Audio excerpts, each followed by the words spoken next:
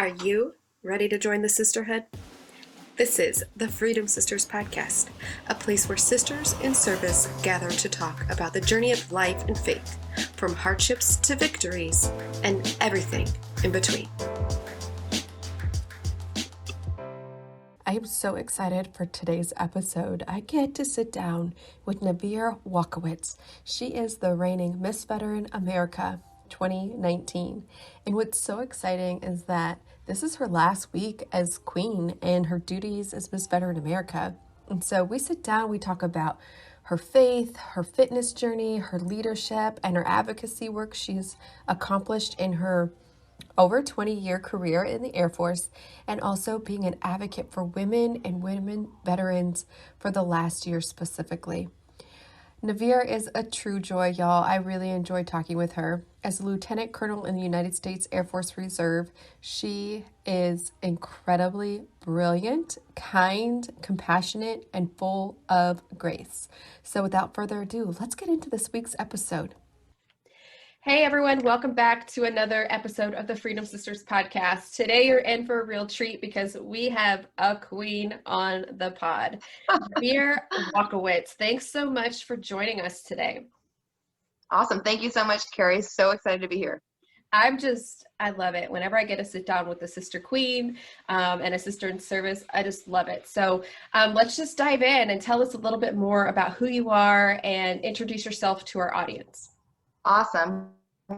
Well, my name is Naviere Walkewicz, and I am a mother of 3 sons.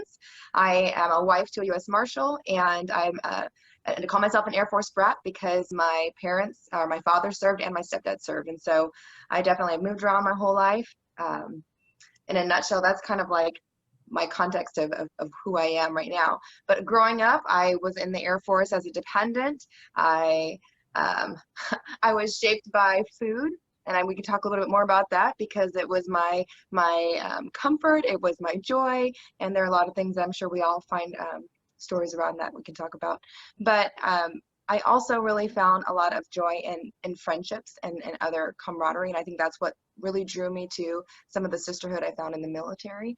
And while it wasn't always a sisterhood as far as a large sisterhood, I can certainly say that it's grown since I've been in the capacity of 20 years of service to where I am now, really meeting so many incredible sisters, many like you here online probably. Awesome. So take us back a little bit in your childhood. What experience shaped you? You mentioned you were a military brat, an Air Force brat. And I think it's actually interesting that you used the word shape a minute ago because I had written this word down already about who you were, that shaped you into wanting to step into military legacy. Can you share more about that time in your life? Yeah, definitely. So like I said, I grew up as an Air Force dependent, and all I ever knew was always being the new kid. That was a little bit of why I did tend to lead towards food, but what really kind of drew me in about the military was that it always seemed like it was okay to always be the new kid. There was always someone that was willing to be your friend. There was always someone that was willing to lend you, something you didn't have from your lunch or lunch money or et cetera. And so kind of through that camaraderie and that friendship, I really found that it was a family of its own. And so really only knowing that, moving base to base, when it was time to kind of decide what I was going to do for college. Although I was very much into music and drama and arts, I really felt compelled by seeing my dad, who'd served for 20 years. I really felt compelled to try. So the only school I applied to was the Air Force Academy, because I said, if I'm destined to be in the military, I'm going there. And if not, I'm going to pursue music or drama or the like that. Oh, wow. So Yeah. The only school you applied for, not any other secular academy? I didn't apply to any other college, any other university. I just said, if I'm going all the way. It's going to be there. And we're just going to put our faith in God and go and see what happens. Yep. That's awesome. Well, you were destined to be in the Air Force because you got in to the Air Force Academy. So let's talk about that. What, I'm sure as the queen, and Denise being our very first queen, she's in Air Force, and we're talking about Miss Veteran America here, but I'm sure you've also gotten a little bit of razzing from Jazz, who is an Army officer. A little bit. It's such a fun banter. I love that we can do that with each other and just among sisters, go back and forth. But can you share why the Air Force? Is it just because your dad served, or was there something about the Air Force that spoke to you on a bigger picture? And then you already answered the question, why the Academy? But so answer the question, why the Air Force, and then I have a follow-up for you. Okay. All right. So, so the Air Force, the reason why the Air Force is because it's the only service that I really knew. I grew up on Air Force bases. We moved all over, and I really wasn't exposed to the other services. So I really didn't have anything to kind of go off of. But I can say that I really appreciate the Air Force now, because in all of my time that I've served active duty now as a reservist, they really did put an emphasis on trying to help me meet my family's needs. For example, there was a period of time in which I was going through, I was previously married, and my ex-husband now had a son from his first marriage, and the Air Force really worked with me to try and help me find opportunities in the active duty service to stay on the base I was at. So I felt like the service really did try and cater to the members' needs as well as the mission. Oh, that's nice. Yeah, I love it when good leadership and people truly care about their individuals that serve. So can you tell us what you do and how long you've been serving, and maybe your fondest memory of serving? Ooh, okay.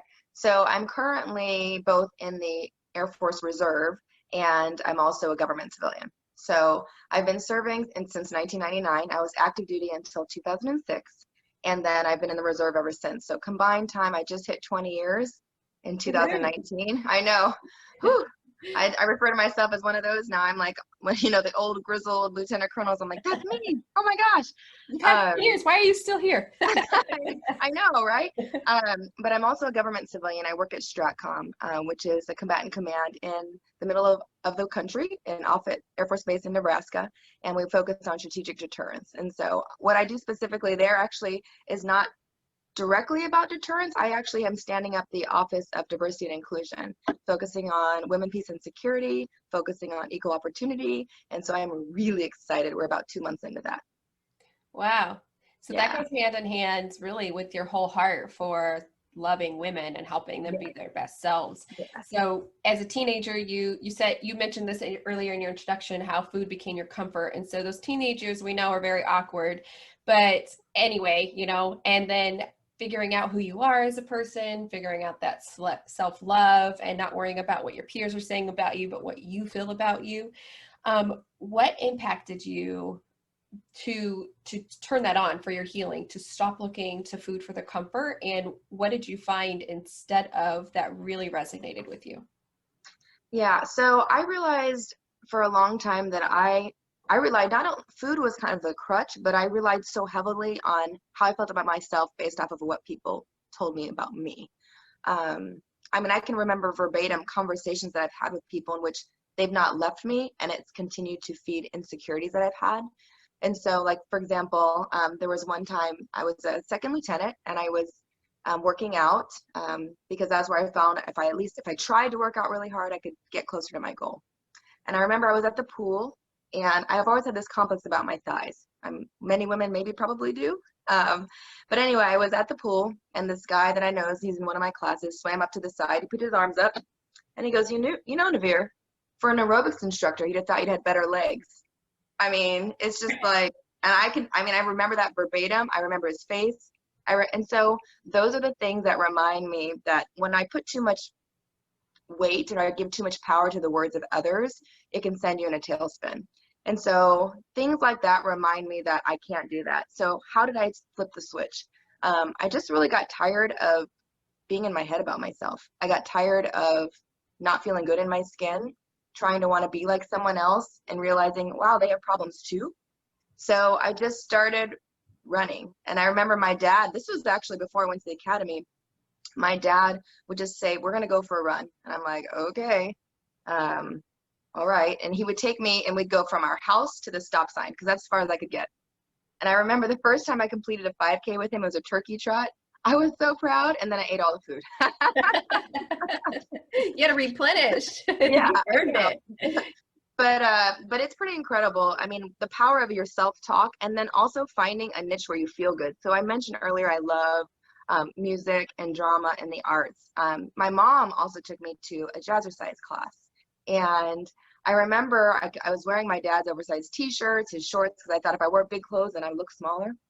Anyway, my mom took me to a jazzercise class, and it was the first time when nobody cared what I looked like. Like everyone was just moving this way to the right, this way to the left. They were kicking, they Yep. were smiling, and I felt good. I was like, wow, I just had fun, and I just sweat. And so that was a time at that moment. I was actually in middle school then. I knew I was going to be involved in group fitness some way, shape, or form for the rest of my life.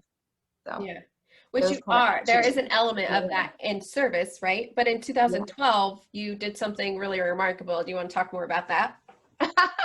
So in 2012, I took my passion for group fitness and my love for just helping others find peace about themselves and their health journey for an hour. And I opened up my own studio. Yeah, I actually had saved up money.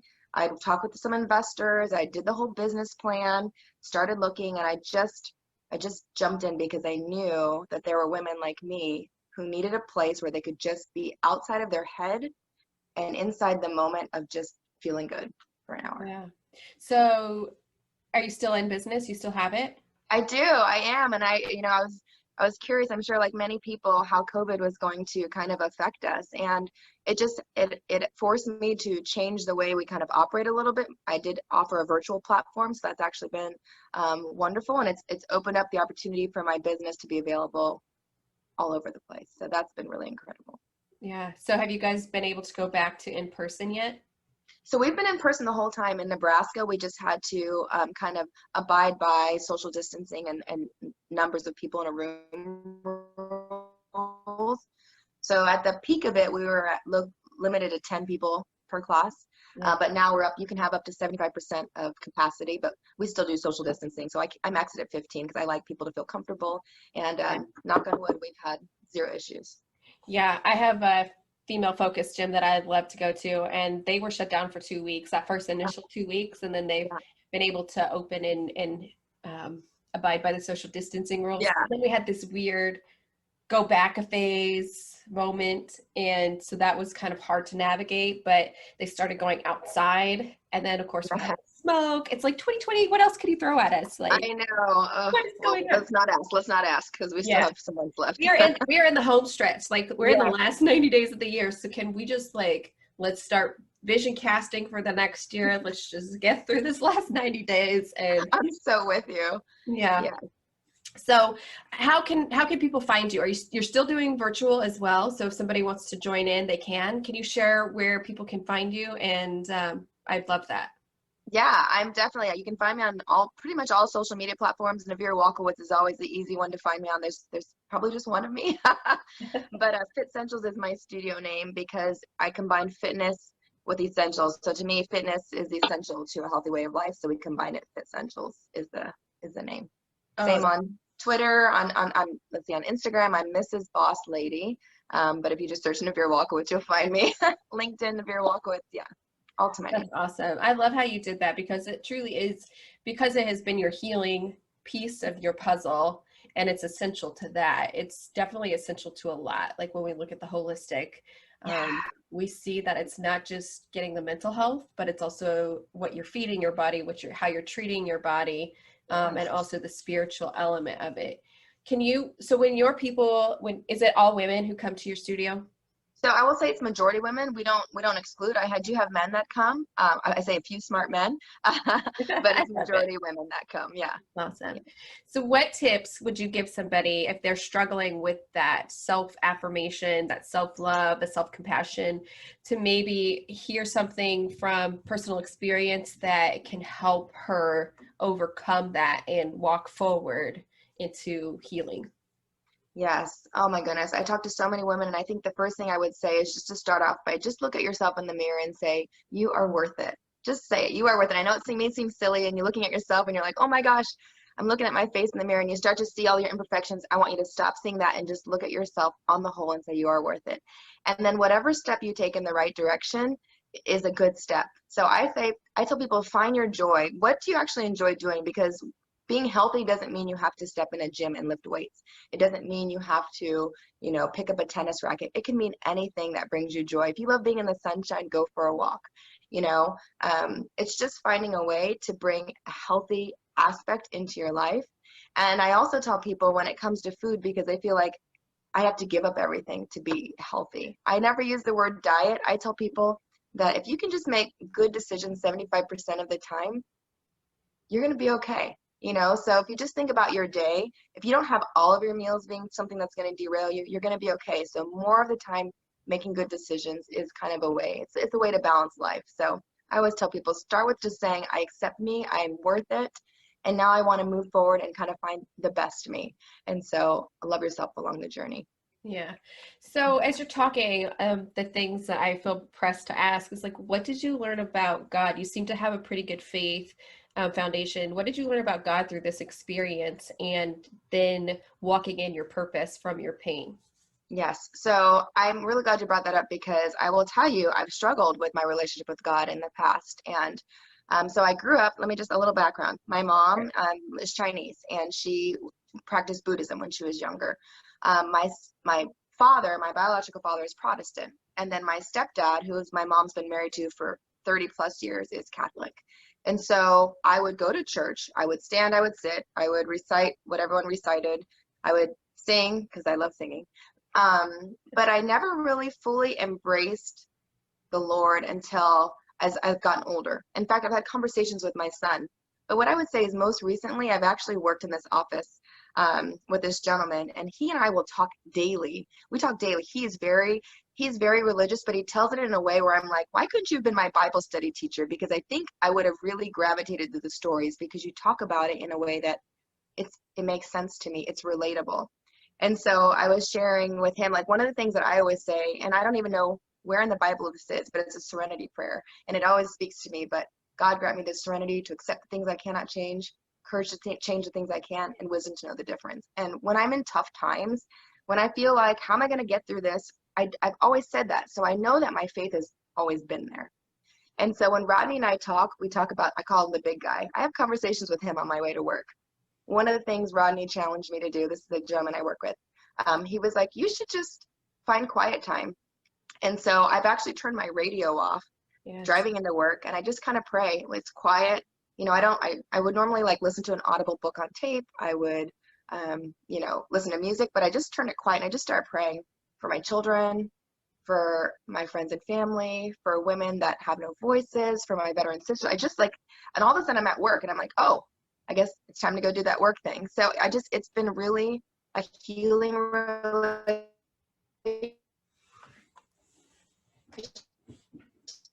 when I just have thought about it too. I just remember that we're just part of his plan. And if we can connect people to him or through faith and finding good things in their lives and finding peace, you can't change what has hurt you, but you can find a way forward. Yes, I love that. I think too, like I was just on a podcast yesterday and I was getting so emotional, like thinking about what we were going to talk about. And then when we talked again, I was like, why am I feeling this way? And it's like, I I'm a granddaughter of a Baptist preacher. We had a very chaotic childhood, but there were little seeds that were planted. And I remember, so then my mother's mom, she would wail at night. I mean, she would get on her knees on the side of her bed, like her mother had demanded when they were kids, still as, my 60-year-old grandma. And she would cry for her children. She would cry for the day. She would just let it all out. And I think there's some probably unheard hurts that we were unaware of going on in her life. But I remember all of those things. And I remember knowing like I could always cry out to him. But I also had turned away greatly and I suffered tremendously for it. It wasn't until 2009 actually where I came back to the Lord, and you said relatable, and the difference to me from like organized religion, which is not what I advocate for at all. Like I am a Christian. Yes. If you need to put a label on it. Yes. But it's the relationship and reading those stories and seeing the relationship between God and his people. And, Jesus, if you believe this, like came through and broke the facade of the religion to ensure that everybody had access to the big guy, right? When you develop these relationships, it just does something so healing on the inside. And the joy that I feel, and you were saying you got to find your joy, the joy that came because Jesus came. is like, I want everybody to know, And so I think it's really beautiful when you have these deep connections with our creator, and not necessarily just following the rules. Like, yeah, I know who he is. Yes, Right. stand up, sit down, because that's what they say. Confess my sins, all of that. Making me emotional. But I think it's really special, and you just come from a place of knowing, in all that you're doing, and God has met you there, and I think that's a really beautiful thing. So thank you for answering that. I know it's kind of Thank you for asking that. it's good. See, and I'll tell you a secret. Everybody, like, you can see a piece of them being healed when they talk about something, and you can see that even in your reaction. And that's the goal of the podcast, is somebody's going to hear your story and realize like that was meant for them, and then they get to start their healing journey. So it's just this beautiful gift that keeps on giving, and every one of you that show up to talk to me give that gift every week. So thank you for being so open and candor with it. Cry. Okay. All right. You're fine. I love it. You're fine. Okay, so let's switch the chat. Let's go into the green realm. Yes. Throne room, right? All right. The throne room right now is my foyer. That's awesome. So can you just, what made you compete? Let's talk about your journey leading up to finding out about Miss Veteran America. And we are in the 9th year of the competition, and I just want to know what triggered you to compete. Well, I'm not sure how you found out about it, but I never heard of Miss Veteran America. I was actually at a class, a nuclear class, a nuclear 101 class, and I met this most incredible Air Force captain. So, she's much younger than me. And we were just talking. We were talking like this, kind of about who we are and about life and our philosophies. And she goes, "You should run for Miss Veteran America." And I go, I'm not into like beauty pageants. And she's like, "It's not a beauty pageant. You should really look into it." And I was like, okay. And I just I said, I promised her I'd look at it. So we continued on class. One weekend, I remember reading up on it. I was like, I could not have been more wrong. This is not a beauty pageant at all. Like, it's honoring women veterans. And how did I not know about this? Then I felt really ashamed. I felt embarrassed that I didn't know that we had so many homeless women veterans just among us. And I felt compelled. And so I literally went back to, after my TDY, I went back to work and I started filling out the package. I was like, I certainly don't have any anticipation of winning. I'm going for this because I'm going to just do my best to advocate and share the word and raise some money.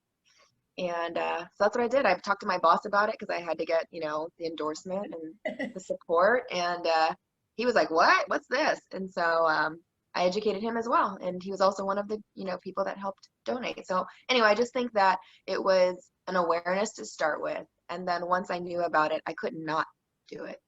And so that's kind of how it started. I was deployed in 2013, so I competed twice, 2013 and 2015 when I took the crown. And I learned, my story starts with a cup of coffee. When you're deployed, civilians can send you a free cup of coffee. You have the option to say thank you through an email or just accept the coupon code. And there's something I think my mom put it in me. She always made us write thank you cards when we got birthday presents or whatever. Yeah. And so I was just like, you know what? They took their time. It's a cup of coffee, but I'm going to email her back. Well, we're still friends today. She's this amazing person. We became pen pals, and she's like, I just love you, and I think you should do this. And so on deployment, I started researching and had to get permission while I was in theater to compete. And I came home in time to actually physically be a part of the semifinals and finals and whatever. And I got chills. Yeah, it was so cool. So I took second runner up, and then the furlough, and then I had a really hard year in 2014, but I felt God was like, Jazz asked me that night, while I was ordering a drink after the competition. She's like, will you come back next year? And I was like, nope. I didn't even think like ever again I'd compete. I said, no. It was a lot of work, and there was just a lot of stress I had going on already. That was starting to build up to the furlough.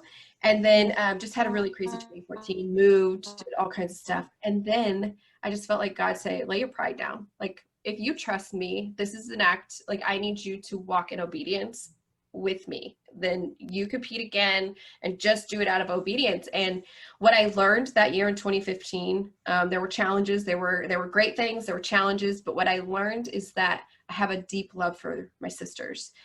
Whether you look like me, sound like me, in the same position as me, served in the same branch of service as me, on the spectrum, I love you because you served and you're my sister. And I learned that only by coming back and advocating as Miss Veteran America. And that I needed that, like looking back now. And then I went into the wilderness again. I had 2 more children since taking off the crown, and God just really had been doing a lot of shaping in my heart, a lot of healing in my own journey for the last 4 years.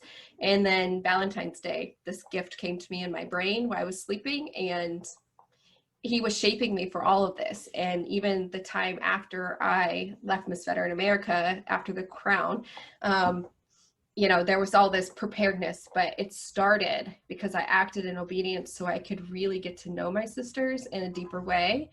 Right.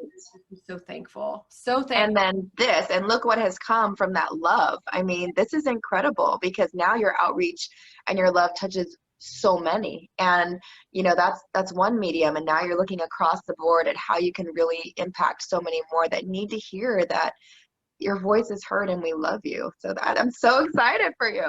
Yes, thank you. And we need to know, like, there is no reason the 1.6 million of us alive, the ones who are actively serving, and all of our sisters, whatever generation they served, should know about Miss Veteran America organization, should know about the plight of homelessness among our women. And to not, like, I didn't know anything about it, you didn't know anything about it, and that's not okay. And so I really feel like we need this bridge between who we are, what we are doing, and the greater American people, because I'm like, that's a real big undertaking, but yes, it is. That's okay. We right with you. We're with you.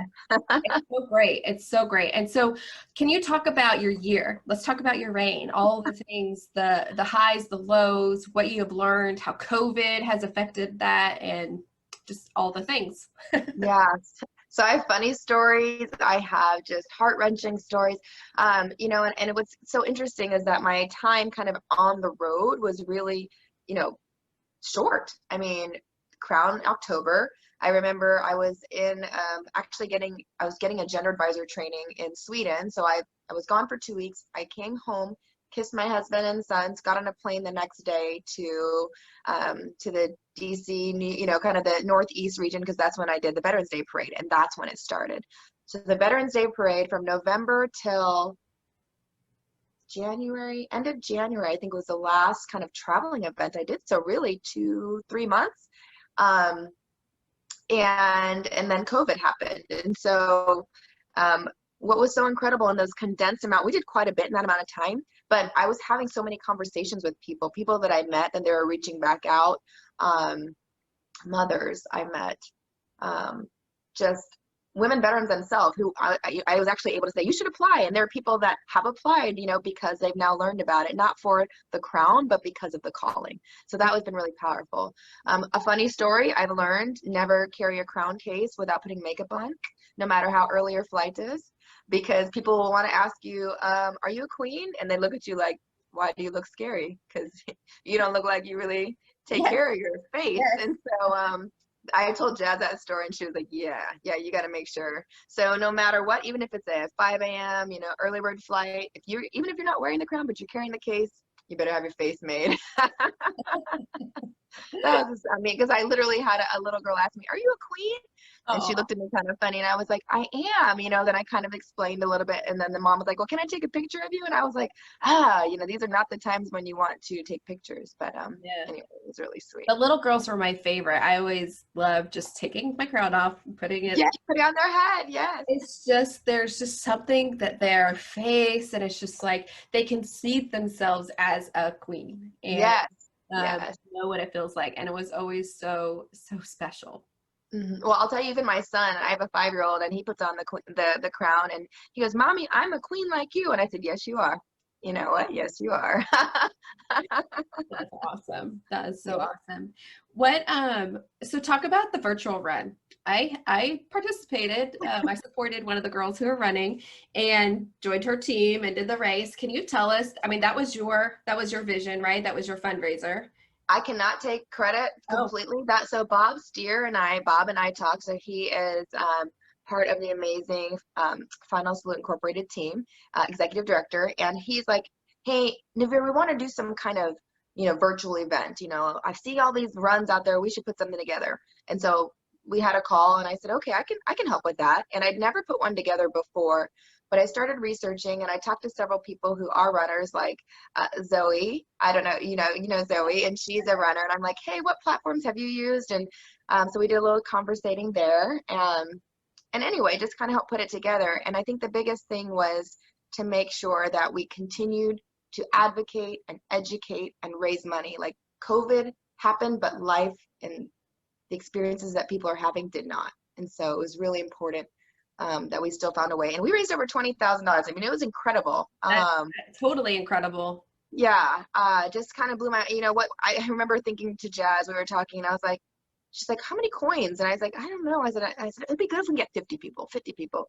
And then 50 people enrolled. And she's like, I'm going to get more coins. And then 100 people, and I'm going to get more coins. And so we end up, 400 plus registry. And so it's amazing what the power of word and when you're sharing something that's important can do.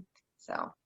Man, I don't think you could say that any better. That's really incredible. The I probably power. could have. I'm sure it wasn't as eloquent, but Yeah, but 400, over 400, and you had a 50 goal. Blow it out of the water. 20,000, over 20 grand is crazy too. yeah. Well done, sister. Well done. What would you like to say to anyone who is potentially considering or doesn't know about Miss Veteran America? If you could just give us one sentence, two-sentence statement about what it is and why they should compete. So Miss Veteran America is the ultimate platform for you to stand and be a voice for sister veterans who need hope and need help. And the reason why you should apply is not because it's about you, but because you have an opportunity to showcase that and to bring it to light. And so by using your network, by using your outreach, you can make a difference. So even if it's one person that you've told or thousands, you should apply. Yes, I 100% concur with you.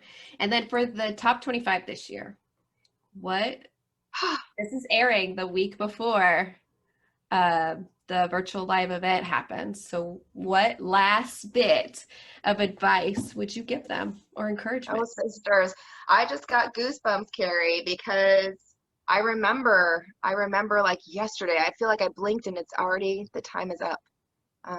What I would say to you, sisters, is just embrace this moment. And when you look to your right and you look to your left, just know these are sisters for life. You are all queens. You started out as queens. You don't need one of these to say this is your worth. You are all continuing to be ambassadors. So I would just say embrace the moment, love the moment, hug hard, well, virtually.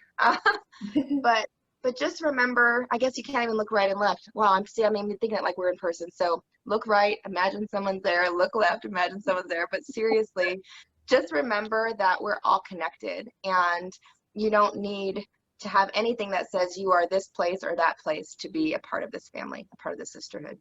That's Yeah. awesome. And I feel like we need to do Final Salute a little bit of justice too. Heck You raised the yeah. money, you advocated as Miss Veteran America, but who does she support? Who does she advocate for in addition to our sisters? What is Final Salute all about? And why should we, as the greater population, care about Final Salute's work? So Final Salute Incorporated was founded by this most just incredible visionary. In fact, I talked to Jazz. Her name is Jazz Booth. Talked to her last night, and she was just telling me about how she's a little nervous about this virtual event.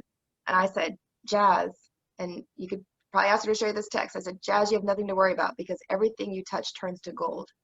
Because her heart was in the right place when she started this. Her heart was about making sure that no woman veteran was ever left behind.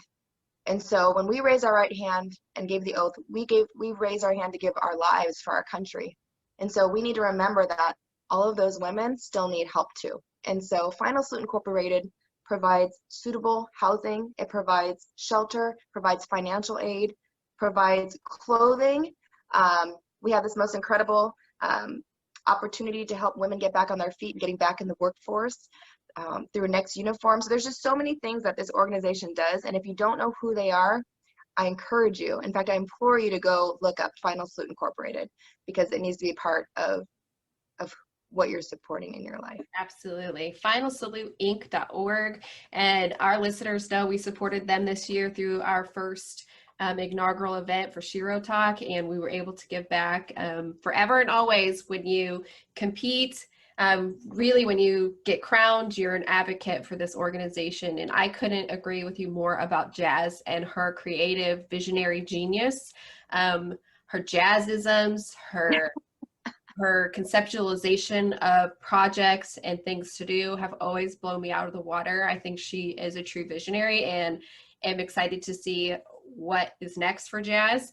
But this is such a real thing. The fastest growing homeless segment in our country is women veterans, and it's not okay. And 70% that seek help are also moms. So it's not just a military issue. It's not just a veteran issue. This is definitely a human issue, and you should really care about this. So thank you so much for your grace, your beauty, just all that you're doing, your heart. I'm just so thankful that another queen has done such a good job to advocate and raise awareness. And I'm just really super thankful for you. Oh, I'm thankful for you. Thank you very much for the platform and the opportunity to share. You're welcome. So I close out my interviews with 3 final questions. And the first one being, is there a Bible verse or a story or an inspiration that has impacted your life? Yep. So I kind of actually shared a little bit about the Serenity Prayer, and that always bring me back to myself if I just feel overwhelmed or out of sorts. But just the Serenity Prayer always comes back to me. So I would encourage you, if you're not familiar with that, God grant me the serenity to accept things I cannot change, courage to know the things I can, and wisdom to know the difference. So if you can just keep those thoughts in mind, no matter how nervous or scared or whatever that emotion is where you feel out of sorts, that's been my grounding force. Okay, that's question 1, right? Yeah. Yeah. And what about a book that you think we should read as women who served, or as healing, or whatever? Any book. It could be fun. It could be whatever. Yeah. So real talk here. I love to listen to books on Audible, because I find that once I pick up a book, I kind of get sidetracked and I never kind of finish fully. I actually took a speed reading class so that I could get through a book, but I found that when you do it that way, you don't really get all the goodness out of the book, because you're just reading the first sentence of every paragraph, which isn't a great way to absorb. But one that really I've loved on Audible, it's Un-F Yourself. I don't want to actually say the word, but it's been incredible. Why I love it on Audible, 2 reasons. The gentleman who reads it has a Scottish accent, so it's actually very it grabs your attention. Sold. Yeah. So there was step 1, but then 2, I love how it's kind of get out of your head, and it actually analyzes your self-talk. So I listen to books when I'm driving into work, when I'm not talking with the big guy, and it just really helps my perspective. So Un-F Yourself has been really powerful for me. Awesome. And who is that by? Do you know? Oh gosh, I don't. That's fine. I'm sorry. Sorry. No, it's okay. Yes. You'll be able to find it, I promise. It is all good. And then the final question that I always ask, and it's not as nerve-wracking as the final question on stage. Okay, good. What advice would you give a young woman who wants to join the military? Oh, goodness. So I'll give the same advice that my dad gave me. And my nickname, he called me Poochie. There was a dog back in the day, the Poochie doll. Anyway, I guess I was cuddly, probably reminded him of Poochie. But he said, Poochie, your heart is so big, and I want you to serve because you feel compelled to bring that goodness to our country. Don't do it for me, don't do it for anyone else. Do it because it's you and you want to do it for the country. And so that's the only reason why I applied. So I would just say to anyone out there, especially little girls, if you're thinking about what do I want to do when I grow up, there's nothing I think more important than doing something good for our country so that other people can have the best life that they could possibly have. That's beautiful. think that's the perfect way to end this. So, Naviere, it has been a joy to watch your journey and Yes, know Carrie. you virtually. And hopefully, we're in person next year. Yes, I do want to hug you, not virtually. I want to hug you for Yeah, real. yeah. We can all be together again and just it's such a fun experience. If you've never been to a Miss Veteran America in-person event, it's so good. So thank you for spending some time with me and enjoy this last couple of weeks. I know when this airs, it's your final week, but take time to reflect and you're gonna be able to take a deep breath here in a minute. I know it's rapid and the year is just overwhelmingly good, but it's still overwhelming. Um, but just job well done, sister. I mean, it Thank is you. not an easy task to be the voice for women veterans, and you have done a really good job. So thanks for that, and thanks for your time. Thank you. All Okay.